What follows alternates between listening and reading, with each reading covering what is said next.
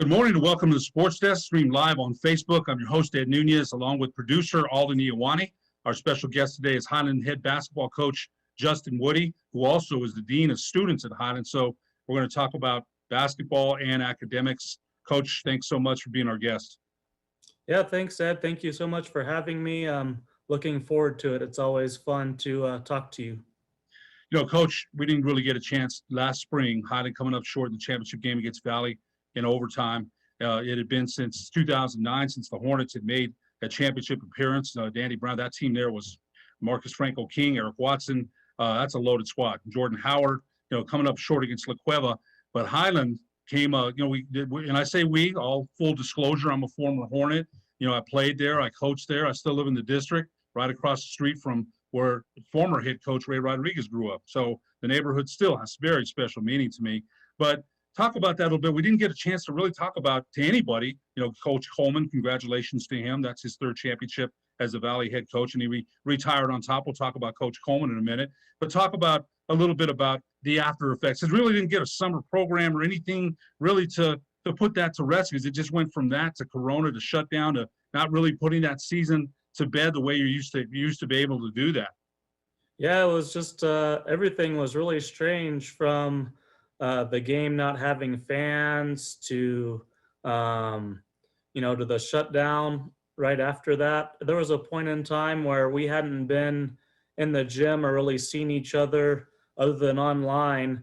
Me and the boys, from March 14th to October 5th, I believe, was the first time we had seen each other since the state championship game, other than virtually. So just really crazy times.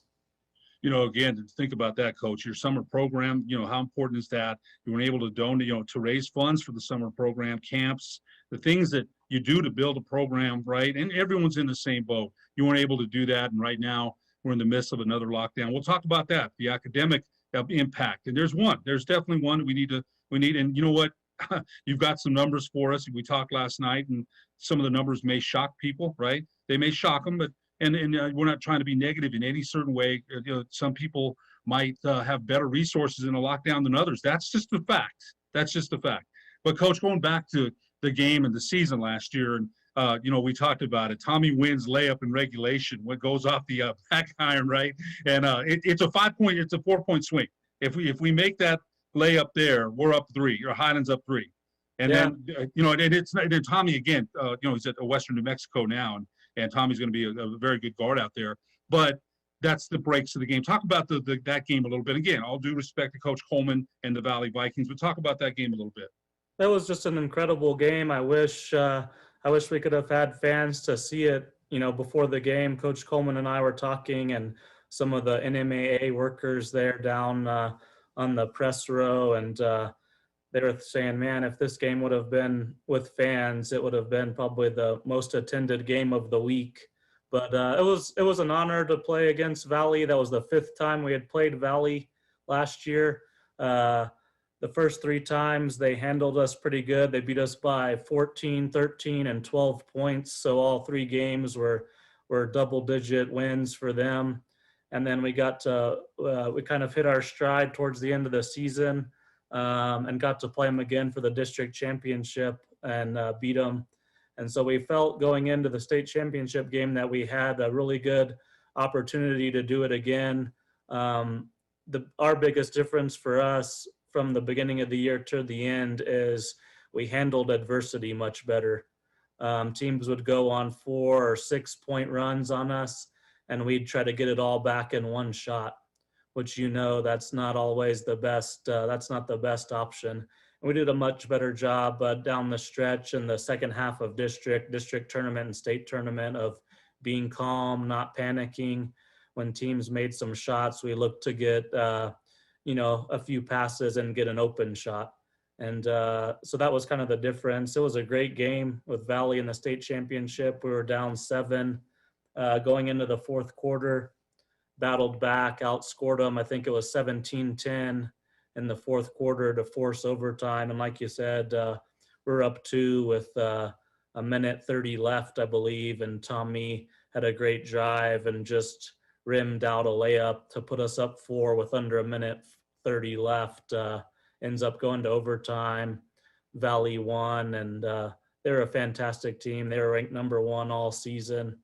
They beat us 4 out of 5 times. So they, Coach Coleman did an amazing job. They had a great group of seniors, and then Derek Chavez, their junior. So they had an incredible team with great talent.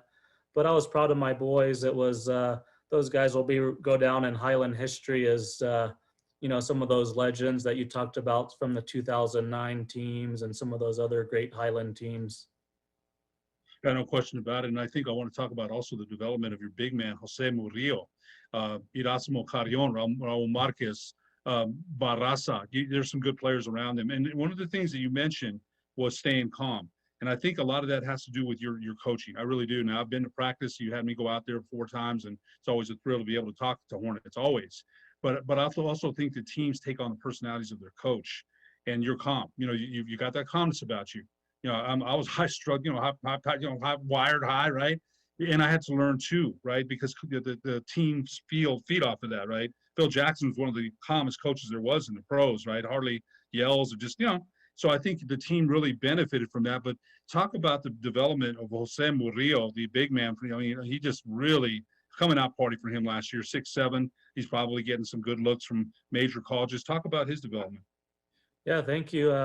I'd like to consider, they always say that old coaching adage that your team is a reflection of you. And,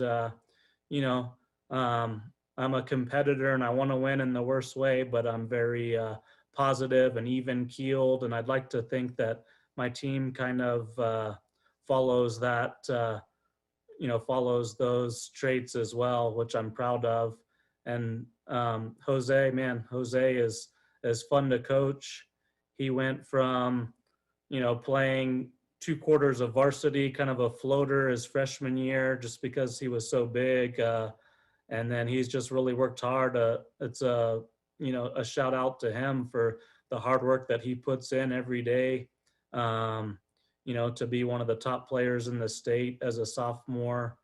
I think was the only kid in the state who had a triple-double with 22 points, 20 rebounds, and 10 blocks against Rio Rancho last year. Man, that was amazing. Yeah. That really was. And then he was spectacular in the state tournament. The 4th time we played Del Norte in the quarterfinals, he had a huge game for us, had something like 18 or 19 rebounds. In the semis against Gallup, I think he had 28 points and 17 rebounds. And then Valley did a really good job. They had seen him a bunch of times. We didn't do a very good job getting him the ball enough. He had a double-double, 12 points and 10 rebounds, and was 5 for 5 shooting, but we need him to shoot more than 5 shots. He didn't miss a shot in that championship game. But they did a good job pulling him away from the basket, and we need to do a better job offensively of finding him. I'll tell you had some good guards. Erasmo Carrion, Tommy Wynn, on the lobs, those guys, that got to be a signature for Highland, finding Murillo on some devastating dunks, man. And you don't see those a lot here in Albuquerque, right? Traffic dunks. And traffic dunks are a little bit different than breakaways, right? I officiated high school basketball 22 years, and sometimes when I'd see traffic dunks, I'm like, oh, man, I'd say that to myself. I couldn't react, but I was thinking to myself, wow, that's a little bit different. Talk a little bit about the communication now. Now, we don't know if there's going to be a season, Coach. We don't know. We certainly hope so, right? The basketball supposedly moved everything back a month. We're hoping that basketball will take place next year. But talk a little bit about what's been taking place in workouts now. How are things going? Communication's kind of limited. Talk a little bit about how things are right now. Yeah, we've been fortunate at Highland. We have 7-period class schedule. So we have all 7 of our classes every day. And I have athletics class, so basketball class, 7th period. So we see each other via Google Meet, like Zoom. We do virtual class every single day, Monday through Friday. And I've kind of taken that time to just focus on a lot of things. Basketball, of course, we watch a lot of film. We focus on kind of mental health and just checking in, a lot of grades and goal setting and just different things that, it's actually been kind of a blessing because it's given me an opportunity to focus on the complete student athlete. Most of these guys, all of us are going to move on in our careers and not get paid to play basketball, but we're going to be husbands and fathers and sons. And so we're just trying to be the best people that we can. That's the thing that when I'm over there, I'm so impressed by. What Hornets in the community? You do a lot of work in the community, Coach Phil Lovato, Coach Lonnie Neal. There's so many things that are done as far as showing the players where they are, what community they belong to, what can be done to make a difference in the community besides just as big guys that play ball, right? So yeah. I think those are important things that you've learned and they've learned. And gosh, it's community coaching, I call it. Now, you're the head coach. There's no doubt about that, no doubt. But when I'm at practice, all the coaches get to talk. You let me talk. Man, I'm always like, yeah, and I'm itching to say what I got to say, right? Because, I've been around kids. I love to motivate, man. I love to try about my experiences and share that. Maybe that'll help.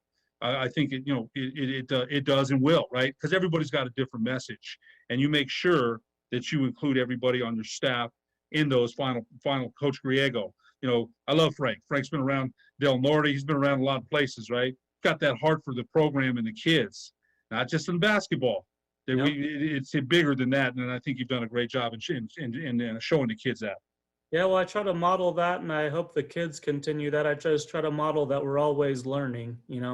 I'm working on my master's degree in coaching and sports administration right now, and there's always more to learn and more to know, and people have different perspectives than me and you, and so I like to hear everybody's point of view, and I think the kids can learn from everybody on our staff and people who I bring in. So it's important to get as much knowledge as you can. Well, there's no question about that. We're going to take a break. We'll be back with Highland head coach Justin Woody after these messages on the Sports Desk.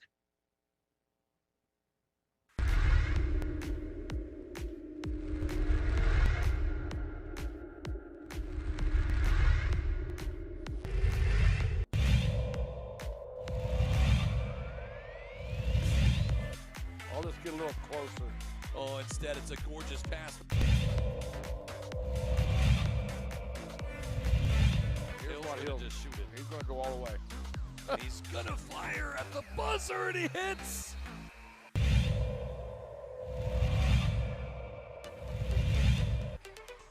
Great pass, Hadbury, and thank you very much.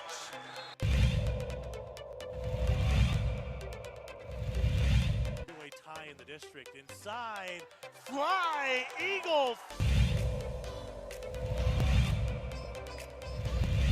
Chavez uses some athleticism. And then Morris down low, able to finish. You called it, Steve, in 10 seconds. And look at this, stripped, stolen Watson. Christian Lucero beats the buzzer. Here's Ian Chavez, the sharpshooter. Got it. Said that any better. He answered the question. He On got a another steal one. at the buzzer. Back to back for Chavez. To the paint. Medina from the volleyball lines. Medina wants another one from deep. Oh, he wants 10. Give him 10.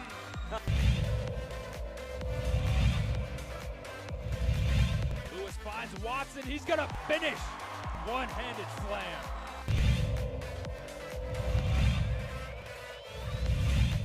Vista, but just all the different scenarios we can see potentially play out ahead of the state tournament.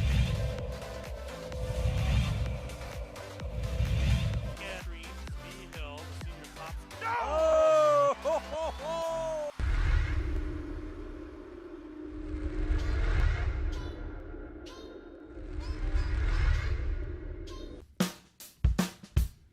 Well, I'm going to the frontier, walk up to the cashier, order up a root beer and a number one. Cover it with green stuff, one scoop is not enough. Find a booth is real tough, back by the Duke.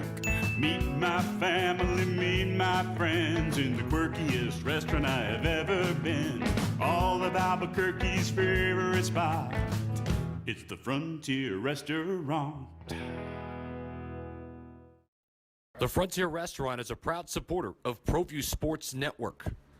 Don't sacrifice quality and flavor when you're in a hurry. Golden Pride offers ribs, fried chicken, green and red chili breakfast burritos, and Frontier Cinnabons. 4 great locations, or visit us online at goldenpride@abq.com.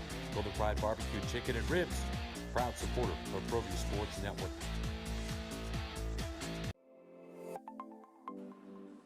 Get into the game with Garden Swartz Team Sales. They have everything you need, from screen printing, embroidery, and digital printing services, high school letterman jackets, and all high school and club uniforms, and individual and team apparel with the most reliable brands like Speedline, Rawlins, and Wilson. And don't forget to check out the latest F7 Shut helmet. It's all at Garden Swartz Team Sales. Give them a call, 505-884-1234. Garden Swartz Team Sales.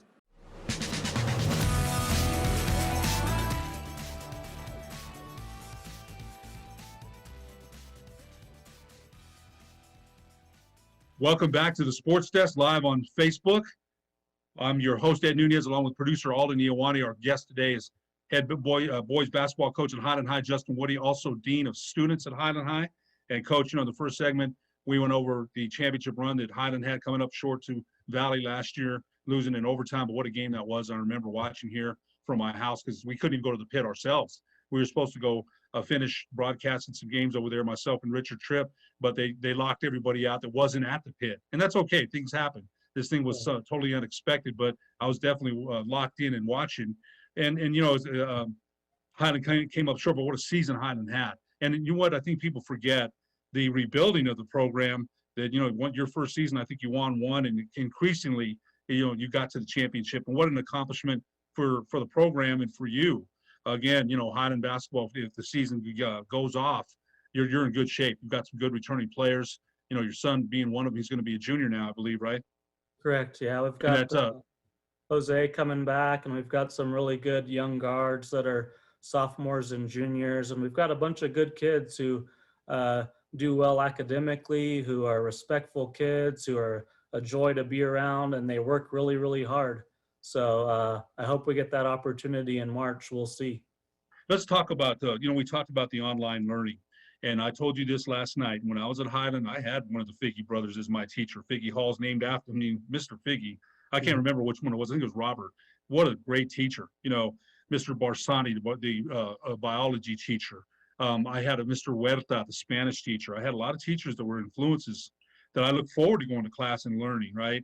Now, and I told you this too, there's sometimes that there's presentations in class and I think to myself, oh shoot, don't call on me. I didn't put that in my report, but I learning by watching social interaction. Social interaction isn't for everybody, but I want you to talk about the online learning. And it's been tough for some people, really, right? And I think Highland, and people don't know this, they may not have all the resources that other schools and other parents and other kids have. Talk a little bit about that, Coach. It's very important.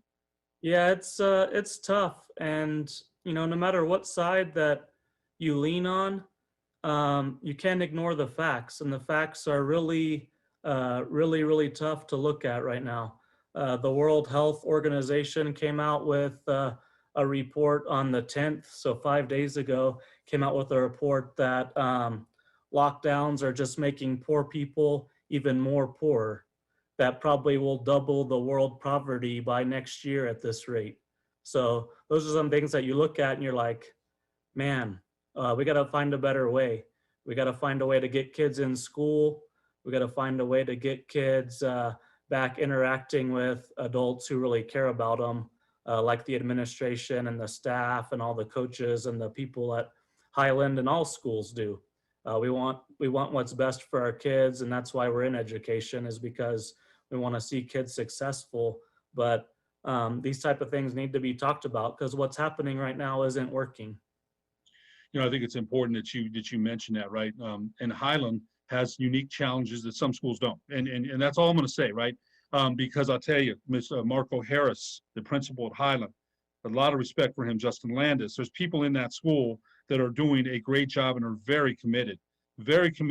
But I think one of the things you just mentioned about administration, when I used to see a teacher, it lifted me up. Hey, coach, they talk to you, they recognize you, right? Some of the recognition that some of these kids get from teachers, administration, might be the only recognition they get as human beings throughout the week, right? It's different when they go to people that they trust, a comfort zone. Everyone has one, coach, right?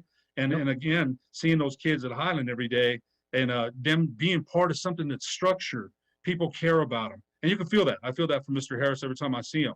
I really respect Mr. Harris a whole bunch of what they do at that school to try to keep things going.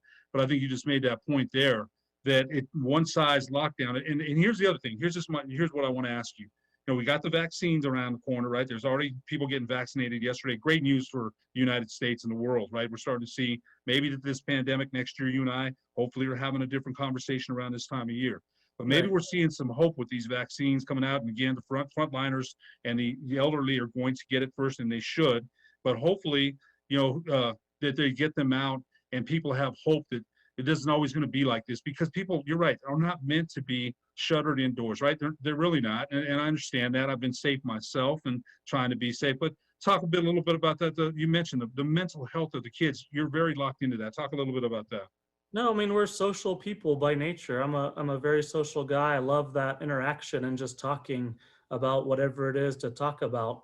And I haven't met anybody in my role as dean yet that I've talked to, families, students, that is really happy with what's happening right now. Kids need, you talked about kids, need that interaction. There's extensive research that shows that if a kid has one adult in their life that cares about them, then chances are greater that they're going to be successful, and it's hard when that interaction is over the computer or with 25 other dots on your screen. You can't establish those connections with your teachers and the students in your class. I mean, at Highland, we're a school of just over 1,100 kids, and as of the last grading period, we had 760 kids who were failing classes. That's 67% of our kids were failing. That's eye-opening. What is that going to do years down the road to kids' graduation and progressing in their academic career if 67% of the kids are behind schedule? I think those are excellent points. And I want to ask you this, because it's, you brought out some good statistics. They've talked about maybe a 2 to 4 year learning gap loss. Is it more than that? I mean, we don't know. And I think with everything like this, the virus itself, right? They're still talking about, and the virus is real. We have to be, to respect that. But there's things around the corner that hopefully take care of this in another, we probably will still be wearing masks into next year, we think, but there's hope around the corner for this to be eradicated somewhere down the line. But the gap learning, that one of the things you just mentioned, we go from 10th to 11th to 12th and graduate, things like that, right? In a perfect world. Now, with this gap learning, what are we looking at? Yeah, I mean, it's crazy. We have, I think last I checked, I was working on 68 kids at our school who we have no idea where they are or what they're doing, haven't showed up to any of their classes. 68 kids, that's almost 10% of our, a little under 10% of our population. We have no idea where they are. That, Coach, I think there was something on the paper about that throughout the United States. There's been a lot of kids that are unaccounted for. Right. And you do that, and it breaks my heart, right? And again, Coach, I think this needs to be mentioned. Sometimes in the best of times, it's hard, right? To for some kids that don't like school, that don't want to go to school. So all of a sudden, and again, this is not just a flimsy excuse. We're in the middle of a global pandemic. We are in the middle of that. But if they don't have that encouragement and structure, they tend to maybe give up. And without that parental support, which we mentioned is so important, when you mentioned 67% are unaccounted for, and again, school, hopefully there's a way to get them back. That's first. I think you would agree, in school first, and then athletics. In school first. Well, that has to be done first. We've got to find a way to, I think we just want to be given the opportunity to try, because we've got a lot of smart people, teachers, administrators, people who really care about kids. And if we're given the opportunity to come up with some creative ways to, get kids learning and get kids in the classroom in a safe way, I think we can do that. Just in my little basketball world, in the evenings when we've been allowed to work out in our groups of 4 since October, the kids told me last week on Thursday night, the kids told me, Coach, thank you so much for holding these workouts. It's unhealthy to stay in your house 24 hours a day, you know, and I'm like, Especially, yeah, yeah. and I've kind of changed my mindset with all this. You know, I've changed my mindset. It's not really about basketball. It's about getting the kids out of the house, getting a little bit of exercise, interaction with their coaches and their friends and their teammates, and just talking about life and school and you know, making sure our mental health and our physical health, because our focus right now needs to be, you know, we should have taken this last 9 months to get healthier as a society. You know, we've got to be healthy so that when you do get sick or something does happen, you have the capability to fight off those disease or infections, you know, because that's the one thing that everyone can agree on. The healthier you are, the better chance you have for this to not affect you as much. So it's not good for you physically to just sit around in front of a screen 24 hours a day, you know? There's probably a lot of people say that about kids anyway, right? You know, back in the day, I'd go play at Whittier down the street, right? Coach Yeah. Rodriguez and I are breaking into Highland on Sunday, breaking in to play ball. Coach always gets mad if I say breaking in, but that's all we did. And we didn't have the video games, right? My Yeah. friend and I, one of my best friends, who's still one of my best friends, we'd have blades of grass races in the drains when it rained, right? Dumb stuff. We had a park across the street. We played football. We played blast ball. We played bait. We did a lot. So we had those options, right? And now not having those options, it definitely is a hindrance, as you mentioned, on mental health. Because you and I back in the day, I remember I told you I had to sit out one game as a JV player when I was a sophomore at Highland. And I was healthy. I had to sit out because I played varsity. It drove me crazy. I couldn't stand it to watch my team play without me. I was fidgeting on the bench. I was the worst guy to have to sit out, right? Even when they took me out of the game, I wanted to go back in. And remember, we had those opportunities, and we'll get them again, Coach. Well, we will get them again, and that's important to know. But for right now, it's more important to work on the things that you mentioned, the kids' mental health, and just being around people that care about them. How important is that? That's so important. Yeah, and I think what you'll see as we move forward too, is I know with my group, they're just so excited to be together, and you know, they just work so hard, and they're so happy to be together that when we do return to school and return to athletics, I think you'll see, you know, kids just excited to be back at school, back learning, back participating in band and Senate. Oh and gosh, yeah, that's right. That's right. And That's right. those things sometimes get taken for granted, but they're so important for the overall well-being of our students, you know? So You hit it. Yeah, you hit it right. Senate, band. I mean, how important is everything is important, not just athletics, right? And I mentioned that when you do get back out there, there's going to be a bundle of energy and some anger, but you really you can't punch the virus in its face. We'd like to, right? It's not something, it's an unseen force that caused this. But yes, you're going to have a bundle of energy that's been stored up, man. And some of it, you're going to have to tamp down, right? We want them to, go out there, and some of it's going to be just, uncontrolled for a while, right? And that's okay. That's the way kids are, man. But it's going to be, you know what? We will get back out there. There's no question in my mind. And I know you're planning for those days. A couple of final words. Go ahead, Coach. We've got about a minute left. Go ahead and let us know what Highland's looking at as far as planning athletic and, more importantly, academically. Yeah, thank you for having me, Ed. I really appreciate it. It was fun talking to you. We're just going to continue to do what's best for our kids, and make sure that we take advantage of this time and just become the best all-around people we can. I know in my program, I'm proud to say that, right now our GPA as a program is like a 3.1. I've got 13 of my 20 guys on the honor roll. And so we're just taking this time. We're volunteering for the Roadrunner, giving out food on Saturday, and take this opportunity to be as good as we can academically, as a person in the community. And then when we get that opportunity to get back on the court, I'm sure we'll be fired up to do that too. Coach, I think you're doing a great job over there. Special thanks to Highland High head coach, boys basketball coach Justin Woody, also the Dean of Students. Thanks so much for being our guest. Join us next week on the Sports Desk, as we have former co-host Scott Galletti. He'll be our guest on Zoom. For producer Alden Iwani, I'm Ed Nunez. Thanks for watching the Sports Desk.